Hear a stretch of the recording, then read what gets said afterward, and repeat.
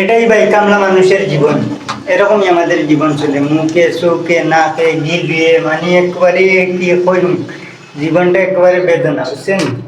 এই যে দেখুন কিচেনে আমরা বাথরুমের মাঝে কাজ করতে আছি, ভাবলাম যে একটা ভিডিও মিডিও করিয়া দিয়ে যাইছি। ওই উপরে লাগাইতে আছি, লাগবাইতে আছি না, লাগাইতে আছি সুখের মধ্যে সব গিলে করিয়া মুখের মাঝে অবস্থা একেবারে বেহাল। দেবাজেরা মনে করে যে বিদেশ সুখ আর সুখ, আসলে এত সুখ না ভাই। আমি নিজে পরিশ্রম করিয়া নিজেরটা নিজে চালাইতে হবে, পরিবারেরটাও চালাইতে হবে।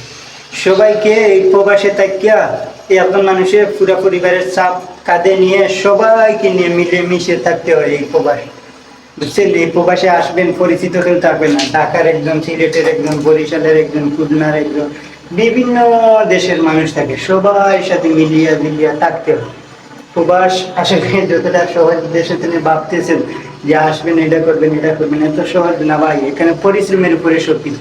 আপনি যদি পরিশ্রমী হন তাহলে আপনার জীবনে সুখ আসতেই পারে প্রবাসে।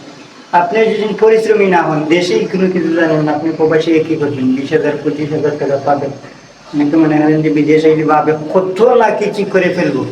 এখানে কিছু নাই এরকম, যেরকম ভাবতেছেন এরকম কিছু নাই, বুঝছেন? এই বসে রয়েছে, কাজ কাম করতে আছি। এই হলো প্রবাসীদের জীবন। অনেকে মনে করে কত সুখে শান্তিতে আমরা বসবাস করি, আসলে একটু সুখ না ভাই, বুঝছেন? এই হলো প্রবাসীদের জীবন। ওভাবেই চলে, ওই ঠেলা গাড়ির মতন টেলাইতে আছি, চলতে আছে। এতটুকুই প্রবাসীদের জীবন। তো যে যেখান থেকে ভিডিওটা দেখছেন সবাই ভালো থাকবেন। আল্লাহ হাফিজ।